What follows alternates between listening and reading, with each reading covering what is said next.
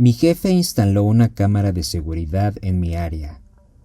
Renuncié cuando descubrí a quién le mandaba el en vivo. Me llamo Daniela y trabajaba como recepcionista y asistente administrativa en un despacho de abogados. Uno de esos lugares con muebles de diseño y una vista impresionante que, según me di cuenta después, servía sobre todo para distraer de lo que pasaba puertas adentro. Llevaba 8 meses ahí cuando el socio principal, un tal licenciado Beltrán, anunció en una junta general que instalaría cámaras de seguridad adicionales en el área de recepción, tras un supuesto robo de material de oficina que nadie más recordaba haber reportado. Nadie cuestionó nada. En un despacho donde el socio principal decidía absolutamente todo, desde los horarios hasta qué marca de café se compraba, una cámara más parecía lo de menos. La instalaron un viernes por la tarde, cuando la oficina ya estaba casi vacía. Un técnico, que resultó no estar registrado en ninguna nómina de la empresa cuando después intenté buscarlo, colocó un pequeño dispositivo negro justo encima de mi escritorio, con un ángulo que cubría no solo la entrada, como se suponía, sino también mi silla, mi computadora y una parte considerable de mi cuerpo cuando estaba sentada. Al principio no le di importancia. Trabajaba, contestaba llamadas, archivaba documentos, todo como siempre. Pero empecé a notar cosas raras. El licenciado Beltrán, que antes casi no interactuaba conmigo más allá de las instrucciones de trabajo, comenzó a comentar detalles extrañamente específicos. Que había usado una blusa azul el martes, que me había recogido el cabello distinto un jueves, que había llegado 15 minutos más tarde de lo normal, un día que ni siquiera había checado su presencia en la oficina. Detalles que un jefe común no debería notar, y mucho menos mencionar en voz alta, como quien no quiere la cosa en medio de una junta de trabajo. Se lo comenté a Paulina, la otra asistente del despacho, esperando que me dijera que estaba exagerando. En cambio palideció y me preguntó en voz muy baja si mi cámara tenía una lucecita roja que parpadeaba cada cierto tiempo, incluso cuando el sistema decía que estaba en reposo. Cuando le dije que sí, ella solo negó con la cabeza y susurró: "La mía hacía lo mismo, por eso renuncié". Esa noche no pude dormir. Me quedé repasando cada comentario que el licenciado Beltrán había hecho en los últimos meses. Cada detalle que ahora, visto en conjunto, formaba un patrón que se me había estado escapando frente a los ojos. Al día siguiente, llegué temprano con una excusa cualquiera y aproveché que la recepción estaba vacía para examinar la cámara de cerca. Por fuera parecía un modelo comercial normal, de esos que se compran en cualquier tienda departamental, pero al acercarme, noté un pequeño logotipo casi imperceptible en la base, distinto al de la marca que aparecía en la caja que alguna vez vi tirada en el bote de basura. Una app de streaming privado, de esas que se usan para transmitir contenido en vivo a un número limitado de espectadores con acceso por invitación. Con el corazón golpeándome fuerte, googleé el nombre de la aplicación desde mi celular personal, lejos del wifi de la oficina. Los resultados no fueron nada tranquilizadores. Foros y artículos de noticias hablaban de esa misma app vinculada a casos de cámaras ocultas en vestidores, oficinas y hasta hogares, transmitiendo en vivo a clubes privados que pagaban membresías mensuales por acceso a contenido no consentido.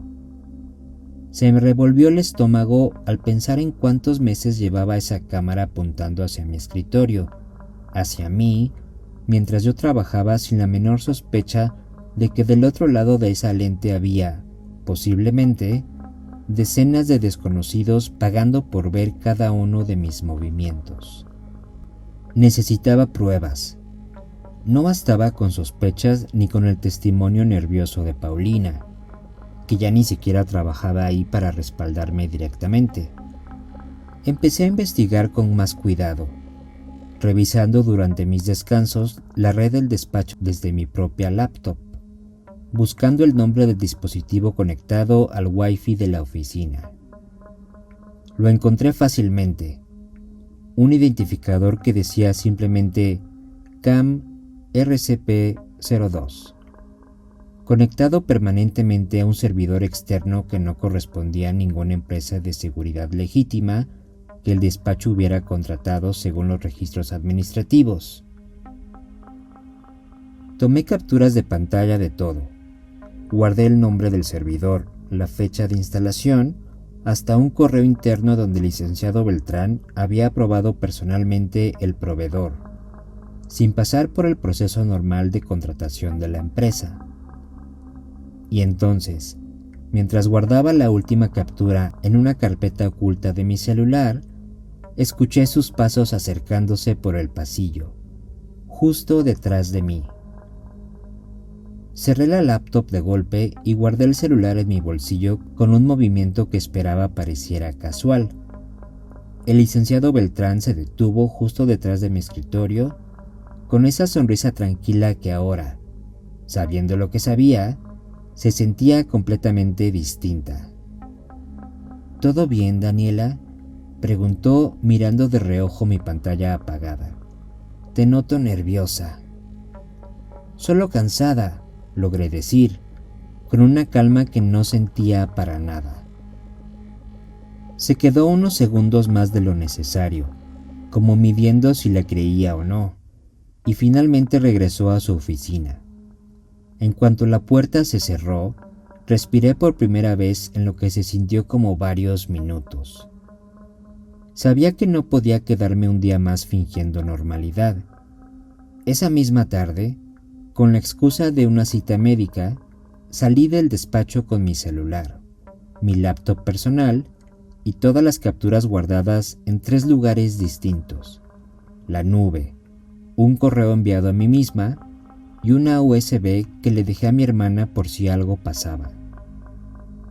No fui a un abogado. Trabajaba rodeada de ellos y ya no confiaba en ninguno de los que conocía.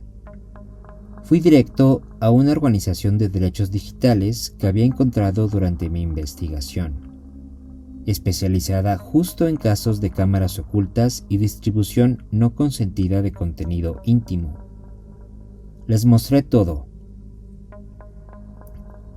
Ellos, a su vez, ya tenían reportes previos de esa misma aplicación de streaming, vinculados a otros 2 casos en oficinas corporativas de la ciudad. La investigación tardó meses. El despacho de abogados, irónicamente, terminó necesitando sus propios abogados cuando se destapó no solo mi caso, sino el de Paulina y al menos 4 empleadas más de años anteriores, todas grabadas sin su consentimiento y transmitidas a ese mismo club privado que el licenciado Beltrán administraba desde su oficina. Renuncié formalmente el mismo día que presenté la denuncia. Meses después, me enteré por Paulina de que le habían retirado la cédula profesional al licenciado Beltrán y que enfrentaba cargos penales por violación a la privacidad y distribución de contenido íntimo sin consentimiento. La ley Olimpia. Hoy, en cualquier trabajo nuevo, lo primero que reviso antes de firmar cualquier contrato es cada cámara, cada esquina, cada lucecita roja que parpadea cuando se supone que no debería. Porque aprendí de la peor manera que si la vigilancia se disfraza de seguridad, casi nunca es para protegerte a ti.